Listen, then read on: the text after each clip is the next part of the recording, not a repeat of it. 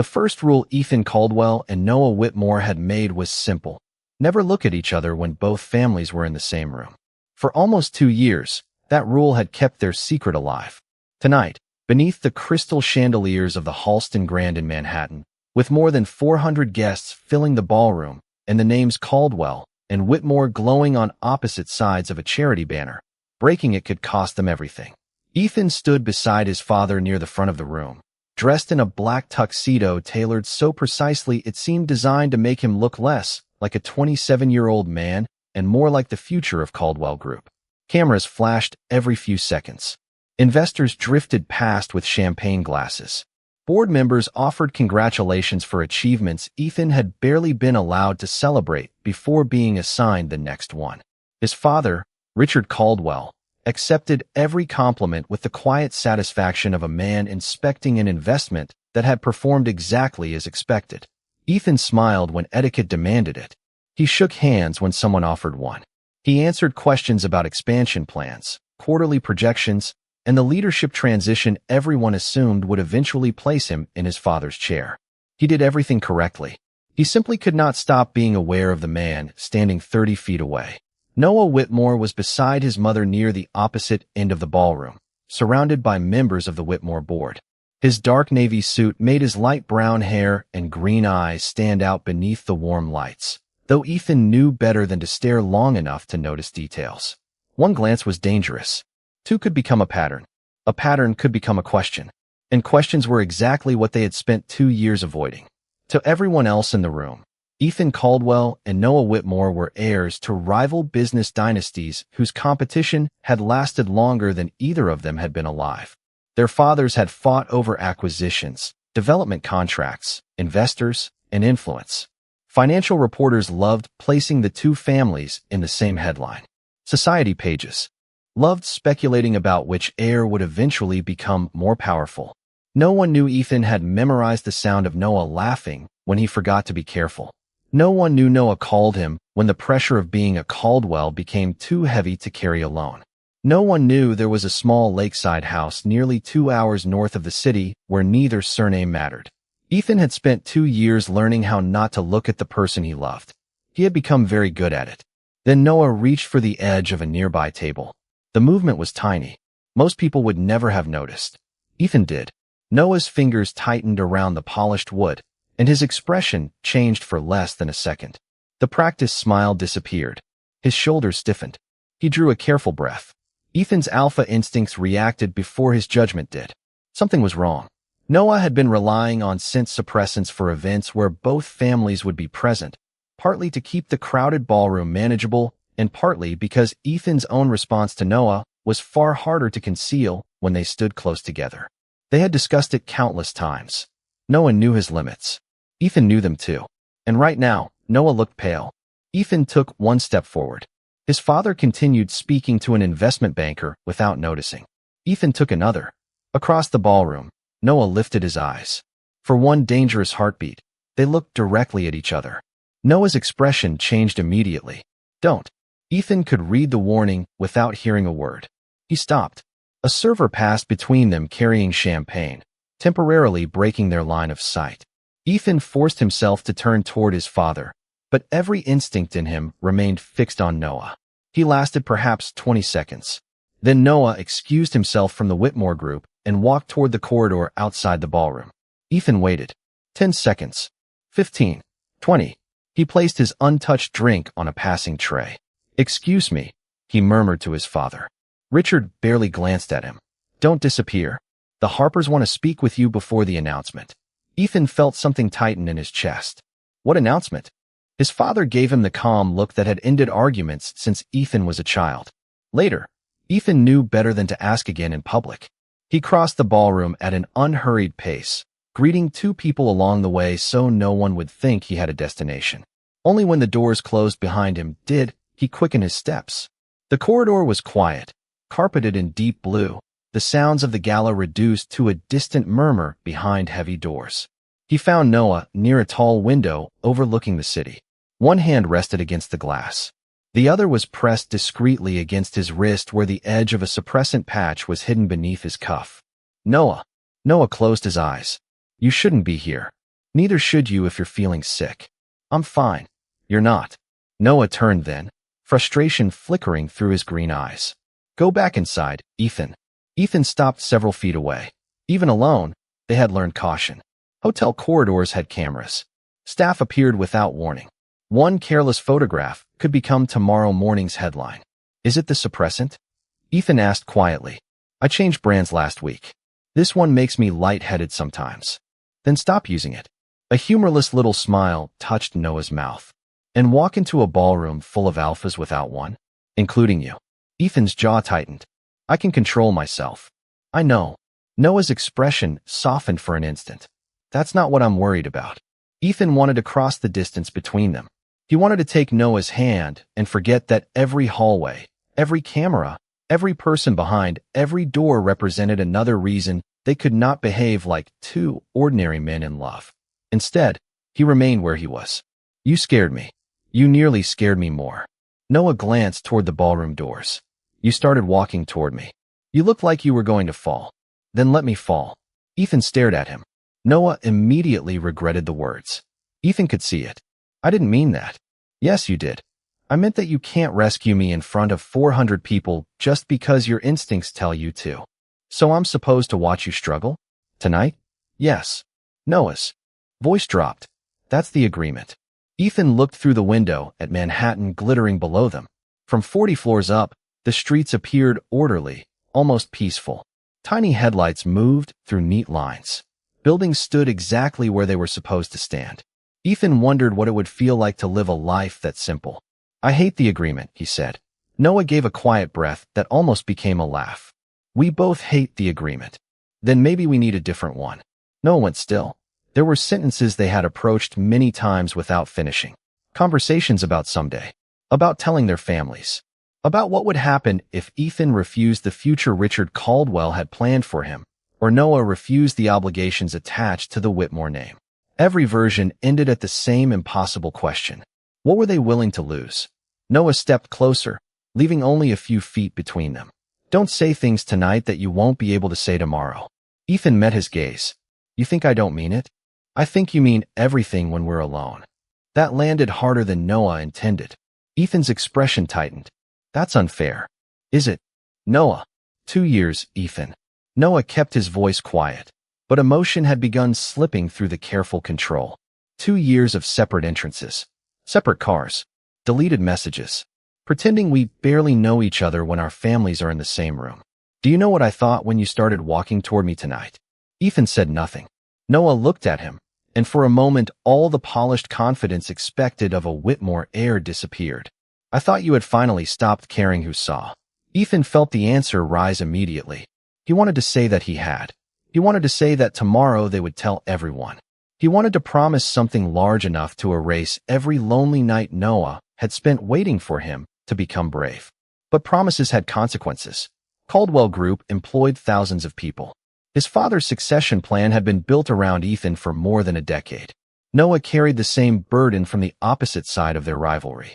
Their lives were not cages made only of wealth and expectation. They were webs of responsibility, and pulling one thread could affect people who had never even heard Ethan's name spoken outside a quarterly meeting. Noah saw his hesitation. Of course he did. That's what I thought, he whispered. Noah, wait. I should go back. Give me 5 minutes. 5 minutes won't solve this. Then give me one. Noah looked at him. Ethan stepped closer, slowly enough that Noah could stop him. 1 minute where we're not Caldwell and Whitmore. Noah's eyes softened despite himself. Where are we supposed to find that minute? Right here. There are cameras. Then we stand here and talk. Noah glanced down, and Ethan saw the faintest smile. It was the smile Ethan knew, the private one that never appeared in photographs. You're terrible at romance. I've been told. By me. Repeatedly. For a few precious seconds, the pressure loosened. Noah's shoulders relaxed. Ethan wanted to remember him exactly like this, because some instinct he could not explain told him the night was moving towards something neither of them could undo. Noah's phone vibrated. He checked it. The small smile vanished. My mother wants me back inside. Mine hasn't noticed I'm gone yet. That's because your father assumes you're doing something useful. And yours? Noah slipped the phone into his pocket. Assumes I'm doing what I'm told. Ethan almost reached for him. Almost. Noah noticed. His gaze dropped briefly to Ethan's hand before returning to his face. That unfinished gesture somehow felt more intimate than a touch. "We need to go separately," Noah said. "You first." Ethan nodded but did not move. "Are you okay?" "I will be." "That's not an answer. It's the only one I have tonight." Ethan finally turned toward the ballroom.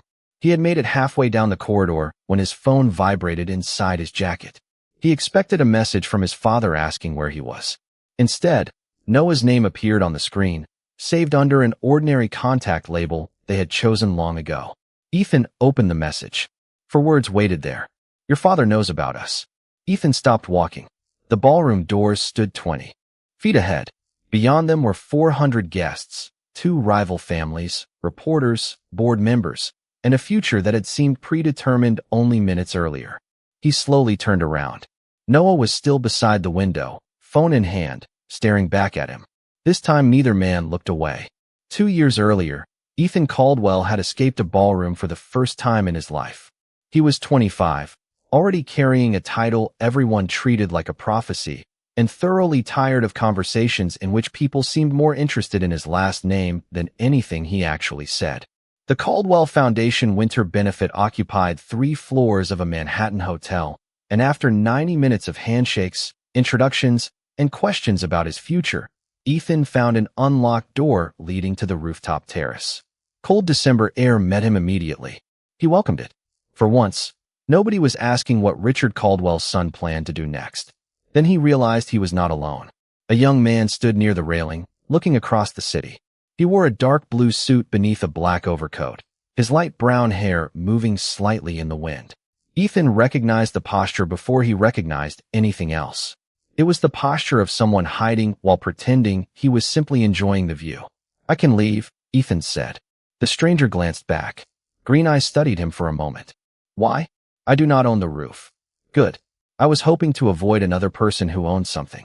The stranger laughed, unexpectedly warm and genuine. Ethan smiled before he could stop himself. "Bad night?" the man asked. "Long night." "Those are different things. You sound experienced." "I have attended enough charity galas to know that 30 minutes can somehow last 3 hours." Ethan moved toward the opposite side of the terrace, leaving a respectful distance between them. "Then why come?" "Obligation. That makes 2 of us." For several seconds they watched Manhattan in comfortable silence. Cars moved far below them, their headlights threading between buildings. Ethan could hear distant traffic and muted music from inside. "What would you be doing tonight if you could choose?" the stranger asked. Nobody had asked Ethan that in years. "Driving somewhere nobody knows me." "That is very specific." "You asked. How far?" Ethan considered it. "Maybe 200 miles. That is not escaping for an evening. That is disappearing. Maybe I am ambitious." Another quiet laugh. Ethan liked it more than he should have. "Your turn," he said. The stranger rested his hands in his coat pockets. "I would find a small town with 1 diner, order pancakes at midnight, and sit there until someone told me they were closing." "Pancakes. With blueberries. That detail matters?" "It matters enormously." Ethan laughed, and something unfamiliar happened. He relaxed. They talked about ordinary things after that. Bad coffee. Favorite books. Road trips neither had taken. The stranger admitted he secretly wanted a dog, but traveled too often to care for one properly. Ethan confessed he had once considered studying architecture instead of business. Neither asked about companies, portfolios, families, or succession. For 20 minutes Ethan was simply Ethan, speaking to someone who expected nothing from him. Then the terrace door opened briefly and voices drifted outside. "Noah," someone called from inside. "Your mother is looking for you." The stranger stiffened. "I will be there in a minute." The door closed again. Ethan turned toward him. "Noah." Apparently introductions would have saved us some time. "I am Ethan." Noah smiled. "Nice to meet you, Ethan." Ethan hesitated. Something about Noah's expression had changed. "What?" Noah studied his face. "Your name would not happen to be Ethan Caldwell, would it?" The warmth disappeared from Ethan's chest. "And you would not happen to be Noah Whitmore." Neither spoke. Suddenly, every innocent conversation from the previous 20 minutes seemed impossible. Caldwell and Whitmore. Their fathers had spent years competing for the same contracts and investors. Ethan had heard the Whitmore name at dinner tables since childhood, usually spoken with irritation. Noah gave a disbelieving little laugh. Of all the rooftops in Manhattan, we could pretend we never met. That would probably be sensible. Are you sensible? Noah considered the question. Usually. Unfortunately, so am I. They smiled despite themselves. The terrace door opened again, and this time Noah stepped toward it. Before leaving, he looked back. For what it is worth, I liked you better before I knew your last name. Ethan felt the same strange pull he had been trying to ignore all evening. Then forget it. Noah paused. Forget what? My last name. For one heartbeat, Noah simply stared at him. Then that private smile returned. Good night, Ethan. Good night, Noah. The door closed. Ethan remained outside another minute, telling himself that was the end of it. 3 days later, at 11:47 at night, his phone displayed a message from an unfamiliar number. It contained only 7 words. I found the diner. They have blueberries. Ethan stared at the screen for nearly a full minute before smiling. Then he reached for his coat. The diner was 43 miles north of Manhattan, tucked beside a quiet highway where the city lights finally surrendered to dark trees and open sky. Ethan arrived shortly after midnight and found Noah waiting in a corner booth with 2 cups of coffee and a plate of blueberry pancakes between them. For the first few seconds, neither man spoke. 3 days earlier, they had been strangers hiding from the same crowded ballroom. Now they were doing something both of them understood was foolish. You actually came, Noah said. Ethan removed his coat and sat across from him. You said they had blueberries. I did not realize that was enough to get a Caldwell to drive almost an hour. Do not ruin this by using my last name. Noah smiled. Fair. That became their first rule. When they were alone, there would be no Caldwell and no Whitmore. At first, Ethan believed the rule would make their friendship harmless. They met only occasionally, always far enough from Manhattan that recognition seemed unlikely. A bookstore in Connecticut, a coffee shop beside the Hudson River, a roadside diner where the waitress knew them only as Ethan and Noah and kept refilling their coffee without asking questions. They talked about everything their families considered unimportant. Noah wanted to restore old houses someday. Ethan still sketched buildings when he could not sleep. Noah loved terrible mystery movies and always guessed the ending too early. Ethan discovered that making Noah laugh felt better than closing any business deal. Weeks became months, and avoiding each other became harder than seeing each other. Their second rule was supposed to fix that. No photographs, no public messages, no gifts that could be explained only by the other man. Their phones became carefully managed archives of conversations deleted almost as soon as they happened. Still, the relationship changed. Ethan began recognizing Noah's presence before he saw him. Noah's natural Omega scent, usually softened by suppressants in public, carried a clean warmth that reminded Ethan of cedar after rain. Noah noticed Ethan's alpha scent just as quickly, and the recognition unsettled them both because it made pretending feel increasingly dishonest. One evening in early spring, they met at a small lakeside rental nearly 2 hours north of Manhattan. Rain tapped against the windows while they cooked dinner badly and argued about whether pasta could be ruined beyond repair. Noah tasted the sauce, made a face, and reached for his coat. We are ordering pizza. Ethan laughed. It is not that bad. You run part of a billion-dollar company and somehow lost a fight with tomato sauce. I was distracted. By what? Ethan looked at him. Noah stopped smiling. The room became very quiet. There had been moments before when the distance between friendship and something more had felt dangerously small, but this time, neither stepped away. Ethan moved closer, slowly, giving Noah every chance to stop him. Tell me if this changes something you do not want changed. Noah held his gaze. It changed months ago. Their first kiss was brief and gentle, almost uncertain, but when they separated, both understood that another rule had just disappeared. Noah rested his forehead lightly against Ethan's for a moment and laughed under his breath. This is a terrible idea. Probably. Our fathers would lose their minds. Definitely. Noah looked toward the rain-darkened windows. Then we need another rule. Ethan already knew what it would be. Nobody finds out. Noah nodded. Nobody. That promise shaped the next year and a half. They learned side entrances, quiet restaurants, rural roads, and the exact amount of time required between arriving separately at the same place. They celebrated birthdays days early or days late. Ethan kept Noah's gifts hidden in a locked drawer at home. Noah memorized Ethan's schedule so thoroughly that he sometimes knew when Ethan needed support before Ethan admitted it himself. The lakeside house eventually became their safest place, rented long-term through a company neither family would recognize. There, Ethan could loosen his tie and leave his phone face down. Noah could stop measuring every word. They talked about futures they never discussed in Manhattan. A house somewhere quieter. A dog. Maybe a life where Sunday morning belonged to them instead of another board meeting or family obligation. Yet every Monday returned them to reality. Their companies continued competing. Their fathers continued treating the other family as a threat. Publicly, Ethan and Noah exchanged little more than formal greetings. Privately, they had become the first person each called when something mattered. One night, nearly 2 years after the rooftop, Noah stood at the lakeside window while Ethan made coffee. "Do you ever think about telling them?" he asked. Ethan's hand stopped above the counter. "Sometimes." And Ethan looked at him. Noah was not asking whether Ethan loved him. They had settled that question long ago. He was asking whether their love would ever be allowed to exist outside locked doors and distant towns. Ethan crossed the room and took Noah's hand. "Someday." Noah squeezed his fingers, but his smile carried a sadness Ethan did not understand until much later. "Someday is a dangerous word," Noah said softly. Outside, the lake was perfectly still. Inside, neither of them noticed the dark sedan parked across the road for the second time that month.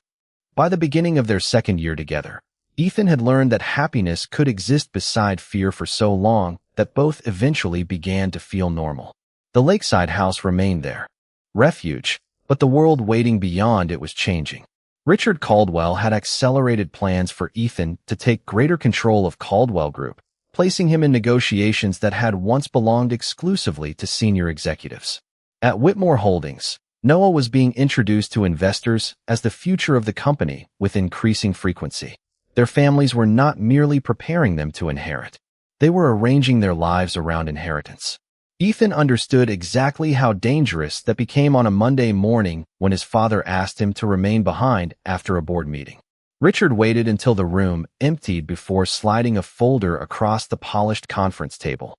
Inside was a photograph of Claire Harrison, the daughter of a prominent alpha family whose investment firm controlled assets both Caldwell and Whitmore had courted for years. Ethan looked at the photograph, then at his father. "What is this? An opportunity? For the company?" Richard's expression barely changed. "For you." Ethan closed the folder. "No, you have not heard the proposal. I do not need to." Richard walked toward the windows overlooking Manhattan. "You are 27 years old. Within the next 18 months, I intend to recommend you as Chief Executive Officer. Investors will examine everything about you, including whether your personal life appears stable." Ethan almost laughed at the word stable. His personal life was stable. It was simply invisible.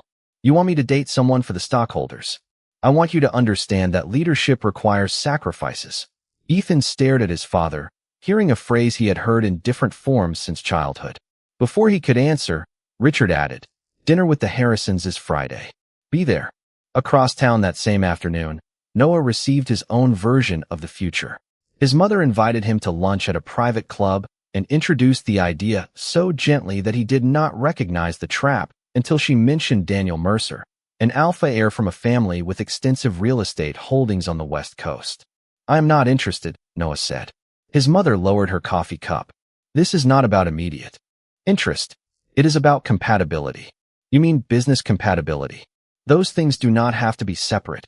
Noah looked around the elegant dining room at people who had spent generations turning family into strategy. They should be. That night, Noah called Ethan from his car. Neither spoke for several seconds after realizing what had happened. "Claire Harrison," Ethan finally said. Noah gave a tired laugh. "Daniel Mercer. Do you know him?" "I have met him twice. He seems perfectly nice, which somehow makes this worse." Ethan leaned back in his office chair. Manhattan glowed beyond the windows. "Say no." "I did. And my mother heard, not now." Ethan closed his eyes. "My father heard the same thing." They arranged to meet at the lakeside house on Saturday. By the time Ethan arrived, Noah was standing on the back porch facing the water. Early autumn had begun coloring the trees along the shoreline. Ethan stepped beside him. "Come away with me," Noah said. Ethan thought he had misheard. "What? Not forever?" A week. Maybe 2. Somewhere nobody cares about Caldwell or Whitmore. Noah. I know how it sounds. Noah turned toward him. But I need to remember what this feels like when we are not hiding between meetings. Ethan wanted to say yes. Instead, he thought of Monday's acquisition meeting, the leadership transition, the employees whose departments depended on decisions he was expected to make. I cannot leave right now. Noah's face changed. Of course. That is not what I mean. You never mean it the way it sounds. What do you want me to do? Walk away from everything without considering who else gets affected? Noah looked toward the lake. I want you to choose something because you want it. People depend on me. People depend on me too. Then you understand. That is exactly why I am scared. Noah faced him again. Our families are deciding our futures faster than we are. Ethan stepped closer. Then we stopped them. How? Ethan had no immediate answer. Noah saw it. That is the problem. We have time. Do we? Noah's voice remained quiet.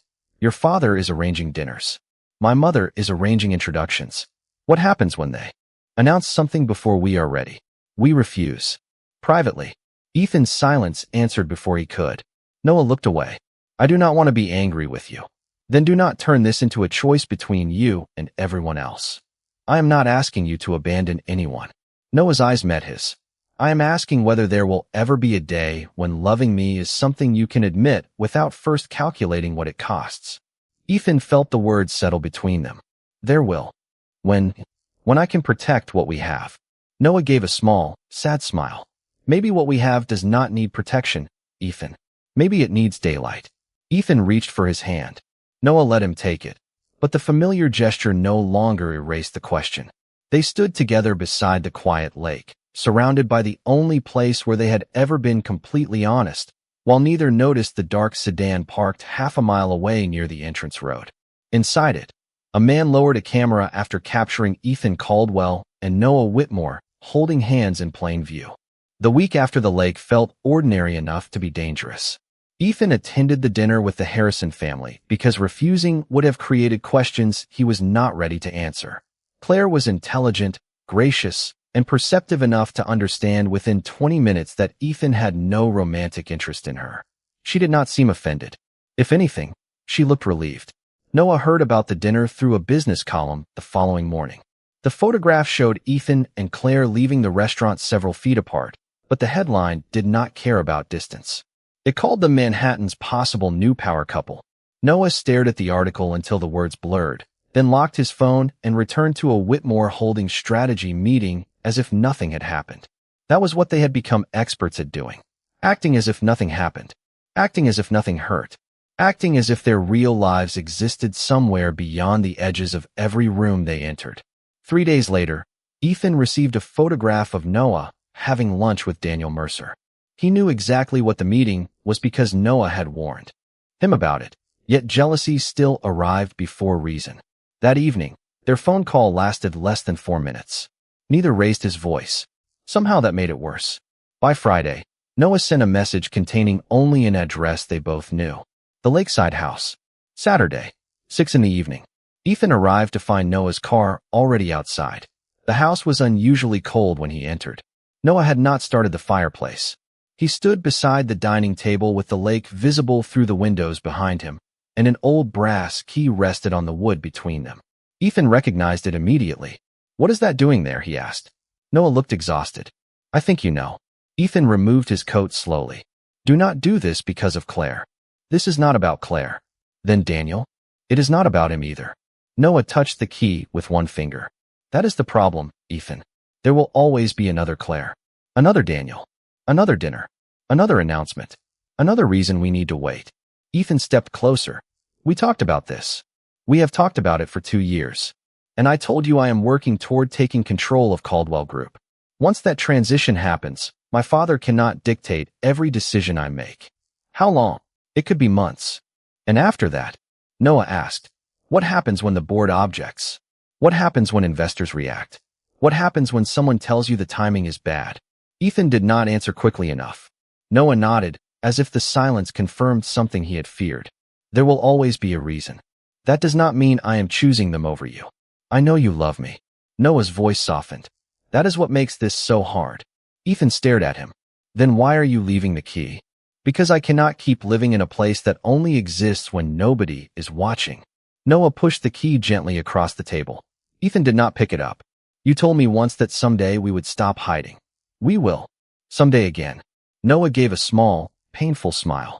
Do you know what I realized this week? Someday is perfect because it never has to arrive. Ethan moved around the table. Tell me what you want. I want Tuesday. Mornings. I want grocery stores. I want to sit beside you at a restaurant without checking who walked through the door. I want to call you when I have a terrible day without wondering whether your father is standing beside you. I want ordinary things. So do I. Then why does ordinary feel impossible with you? Ethan stopped a few feet away. Beyond the windows, the lake reflected a gray evening sky. This room had held their easiest laughter, their quietest conversations, and every future they had been brave enough to imagine only in private. Come away with me, Noah said again. This time his voice was steady. Not forever. 1 week. No board meetings. No family dinners. Just 1 week where we make a decision because it belongs to us. Ethan wanted to say yes. His entire body seemed to lean toward the word. Then his phone vibrated. He looked down. A message from Richard reminded him of an emergency acquisition meeting scheduled for Monday morning, a negotiation involving hundreds of employees whose jobs could change depending on its outcome. Noah saw Ethan reading it. There, Noah whispered. That is exactly what I mean. This meeting matters. I know. People could lose their jobs if this deal goes badly. I know that too. Then you understand why I cannot disappear. Noah closed his eyes briefly. I understand every reason, Ethan. I am just tired of always being the thing that can wait. The words left Ethan with nothing to defend himself against. Noah picked up his coat.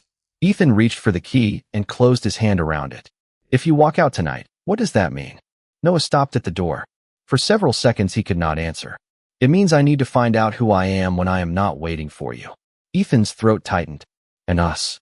Noah looked back at him, green eyes bright with everything he refused to let become tears. I do not know. Then he left. Ethan remained alone as Noah's car disappeared along the narrow road. He stood beside the window until darkness covered the lake, holding the brass key so tightly its edges pressed into his palm. Across the road, hidden behind a line of trees, a camera captured Noah leaving first. Minutes later, it captured Ethan standing alone at the window. Before midnight, both photographs were attached to an email addressed to Richard Caldwell. The subject contained only 3 words. I found them. Richard Caldwell did not mention the photographs on Sunday. He did not call Ethan, send a message, or give any indication that the secret had reached him. That silence was deliberate. Richard preferred information when the other person did not know he possessed it. On Monday morning, Ethan entered Caldwell Group headquarters expecting to spend the day negotiating the acquisition that had kept him from following Noah. Instead, at 7:15, his assistant told him his father wanted him upstairs immediately. Richard was alone when Ethan entered the executive office. On the desk lay 6 photographs. Ethan stopped. The lake house. Noah on the porch. Ethan beside him, their hands together. Noah leaving Saturday night. Ethan standing at the window afterward. 2 years of caution had been reduced to glossy images spread across 20 inches of polished walnut. How long? Richard asked. Ethan forced himself to remain calm. You had me followed. How long, Ethan? That is none of your business. Richard's expression hardened. Anything capable of affecting this company becomes my business. Ethan looked at the photographs again. Almost 2 years. For the first time, Richard seemed genuinely surprised. 2 years. Yes. With a Whitmore. With Noah. There is no distinction. There is to me. Richard walked around the desk. Do you understand what happens if these photographs reach the press? Every negotiation between our companies becomes suspect. Every decision you have made involving Whitmore interests will be questioned. Then let them be questioned. I have done nothing improper. This is not only about legality. It is about confidence. Richard lowered his voice. You are weeks away from being presented as my successor. Ethan finally understood. His father was not angry because Ethan loved another man. He was angry because Ethan had made a choice Richard had not approved. What do you want? Ethan asked. End it. The answer came without hesitation. No. You will. No. Richard studied him. Then perhaps you are not ready to lead Caldwell Group. Ethan felt the threat beneath the calm words. You would remove me because of who I love? I would remove you because you are allowing a private attachment to compromise your judgment. You mean because I chose something for myself? Richard did not answer. Instead, he gathered the photographs into a folder. You have until Friday. Across Manhattan, Noah was summoned to his mother's office shortly before noon. Margaret Whitmore did not have photographs. She had something more effective, certainty. You have been seeing Ethan Caldwell, she said. Noah felt the room become smaller. Who told you? Does it matter? Yes. Not anymore. Margaret folded her hands. The Caldwell family knows. Noah's fear sharpened immediately. Ethan, his father. Noah reached for his phone. Margaret stopped him with a sentence. Ethan has already made his decision. Noah froze. What decision? Richard contacted us this morning. Ethan intends to proceed with the succession announcement and distance himself from you. Noah stared at her. He would tell me himself. Would he? Margaret's voice remained gentle, almost sympathetic. You told me last week that he attended dinner with Claire Harrison. You also told me he would not leave the city with you. Noah wished he had never shared either detail. That does not mean anything. Then call him. Noah did. The call went directly to voicemail. He tried again. Nothing. At Caldwell headquarters, Ethan's phone sat inside Richard's office safe after his father had insisted that all personal devices be surrendered during the confidential acquisition negotiations. Ethan had objected, but every executive involved had followed the same security protocol.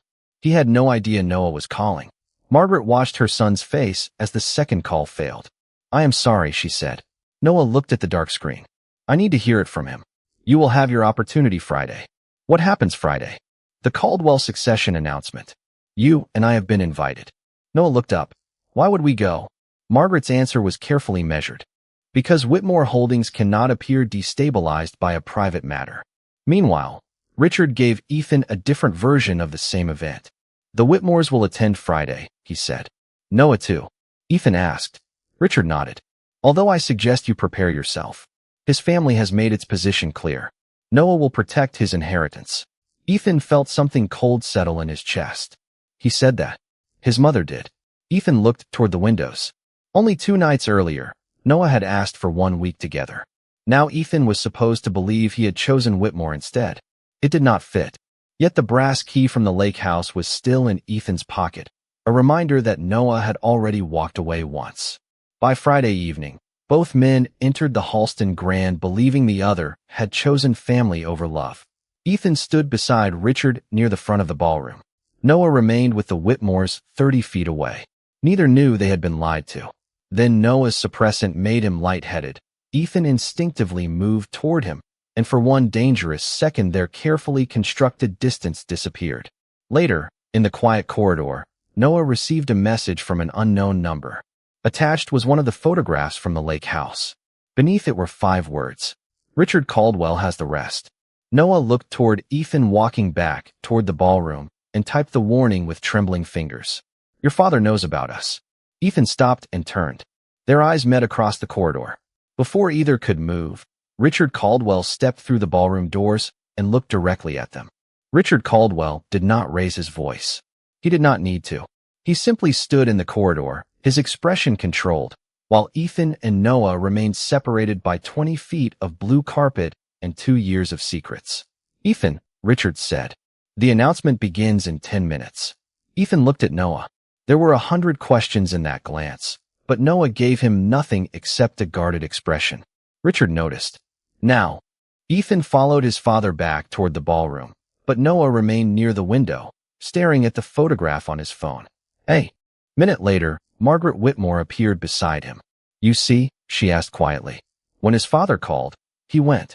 Noah locked the screen. He had no choice. There is always a choice. The word sounded painfully familiar. Noah looked through the ballroom doors and saw Ethan standing beside Richard beneath the Caldwell Group emblem.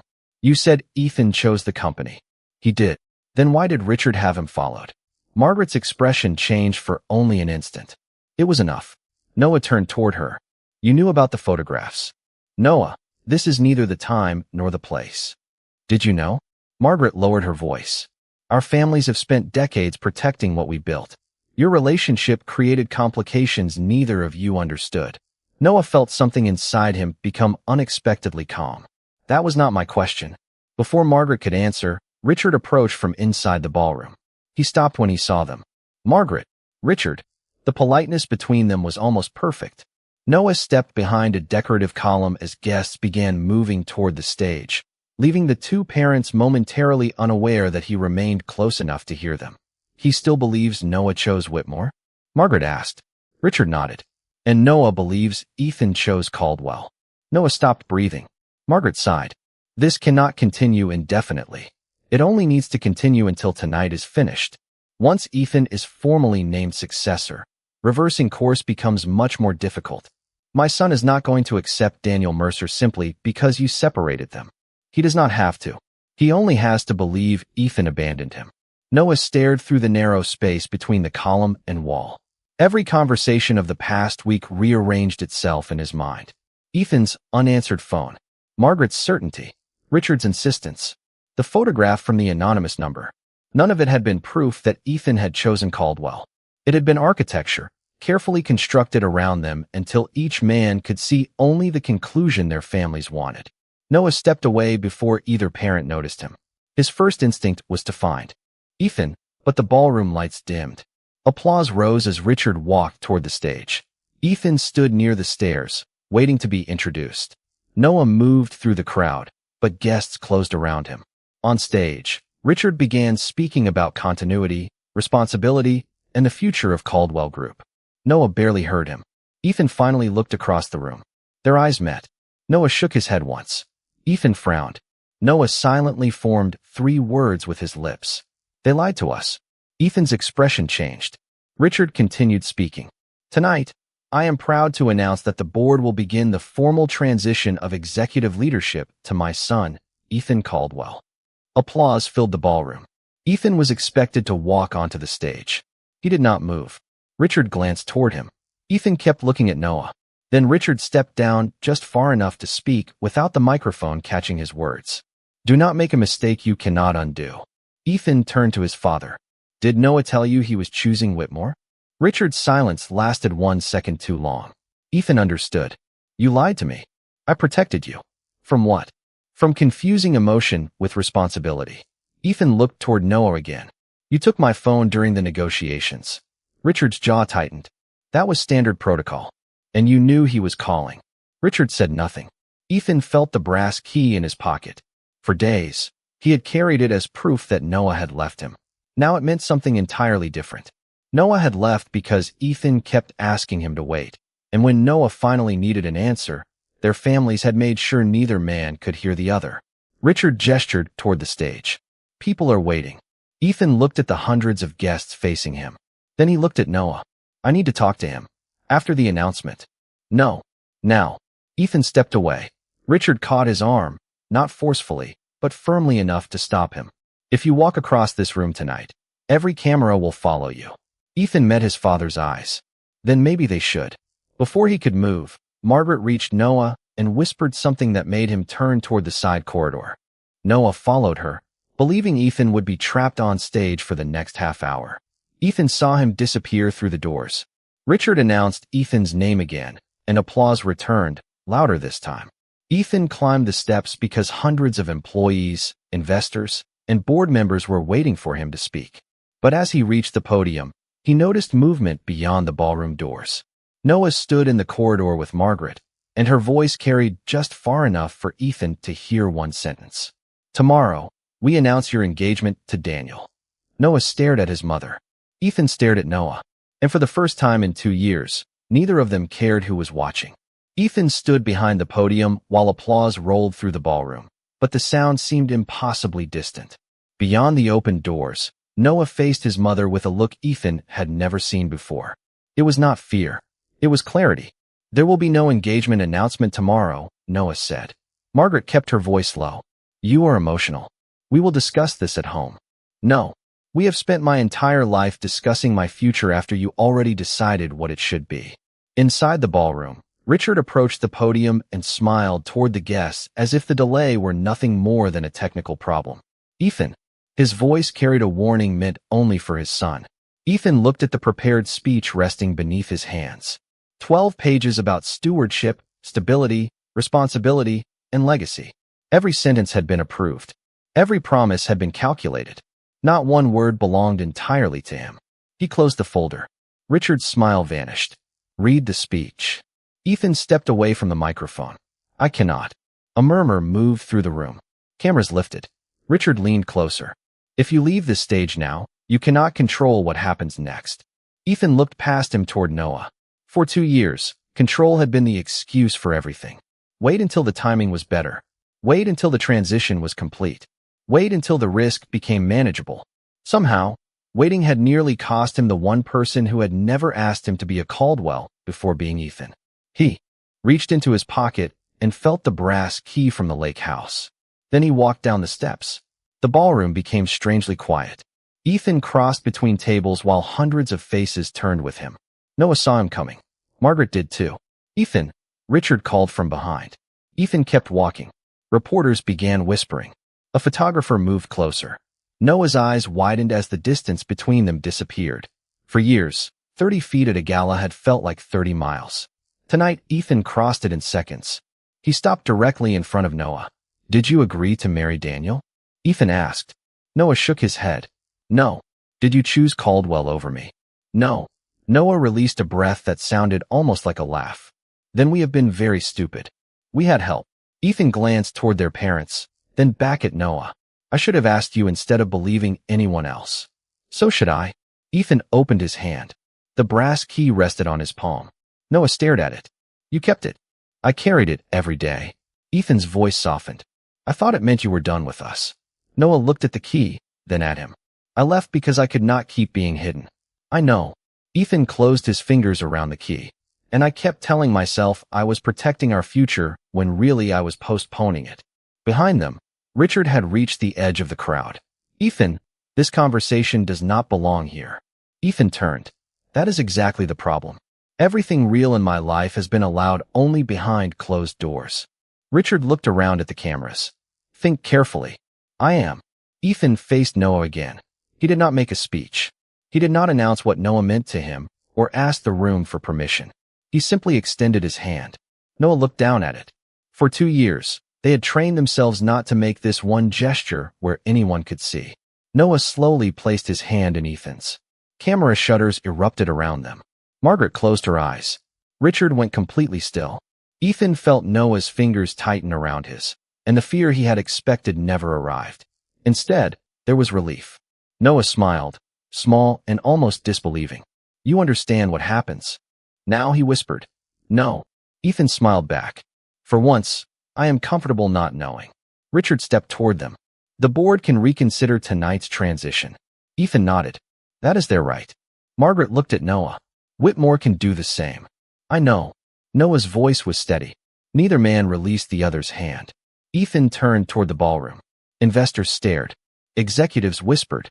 Phones were already glowing with messages. The future Ethan had spent his entire life preparing for had become uncertain in less than a minute. Noah stood beside him, equally exposed, equally vulnerable, and somehow Ethan had never felt more certain of a decision. Then an elderly Caldwell board member rose from his table. He did not leave. A second director remained seated. Then a Whitmore investor near the doors quietly lowered her phone and began to smile. Ethan noticed. So did Noah. Their parents had assumed public truth would destroy everything.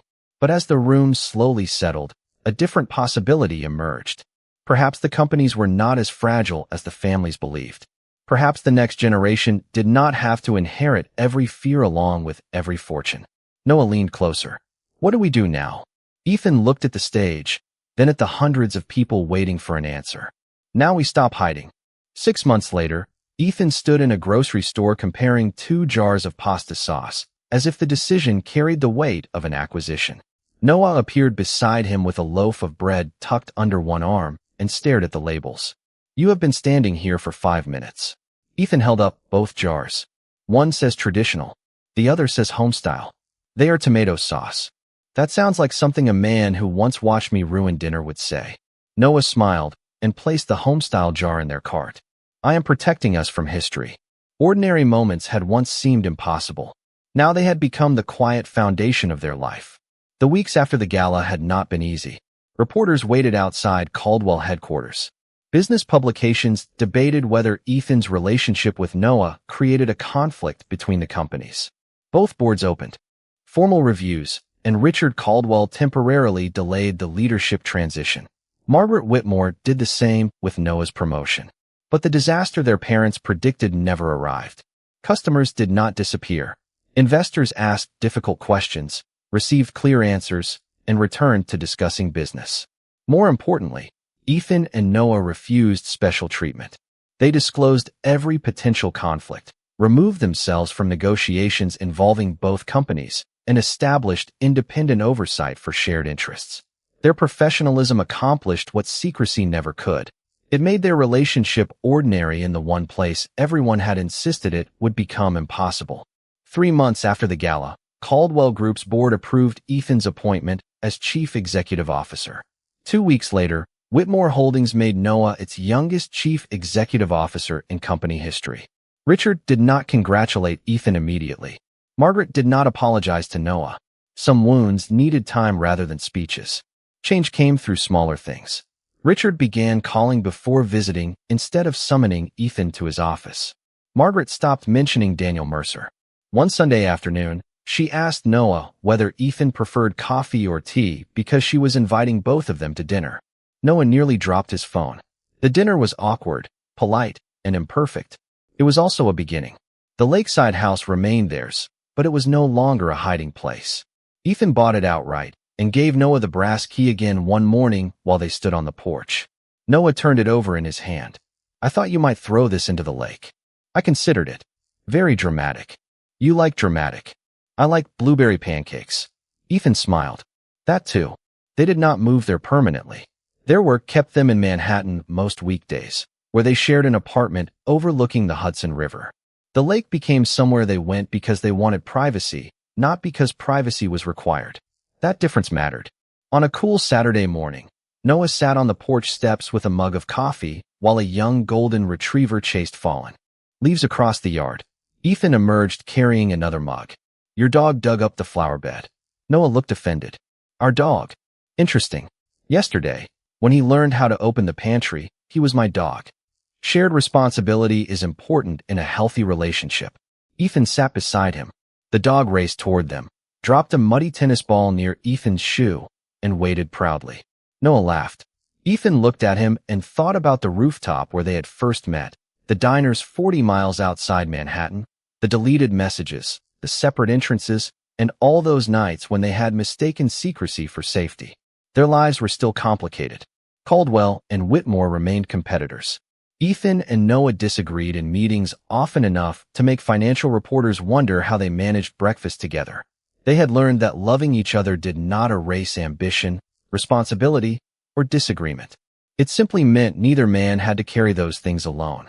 The following spring, they attended the same annual charity gala where everything had changed. Ethan arrived first because a Caldwell meeting ran early. Noah arrived 20 minutes later after finishing a call with his board. No separate cars arranged to disguise their timing. No suppressant chosen because Ethan might stand too close. No rule about where they could look. Near the ballroom entrance, 2 place cards waited at the head table. Ethan Caldwell, Chief Executive Officer. Noah Whitmore, Chief Executive Officer. Noah stopped beside Ethan and studied them. "That still feels strange." "The titles?" Ethan asked. "Sitting beside you where people can see." Ethan glanced around the ballroom. Nobody was staring. A server adjusted glasses. An investor waved from across the room. Somewhere near the stage, Richard and Margaret were having an unexpectedly civil conversation about charitable funding. Life had continued. The world had not ended because they had finally told it the truth. Beneath the table, Noah reached for Ethan's hand. Ethan threaded their fingers together. It was such a small gesture that no camera noticed. That made Ethan love it even more. "Pancakes tomorrow?" Noah asked. "Blueberry. Obviously." "Then yes." Noah leaned slightly closer, his shoulder resting against Ethan's for a moment. Around them, conversations continued and glasses chimed softly.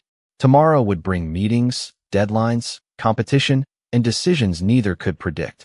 Tonight, there was a hand held beneath the table, a dog waiting at home, a brass key on Noah's key ring, and a Sunday morning that belonged entirely to them. For the first time, Their future did not need to be hidden to feel like theirs.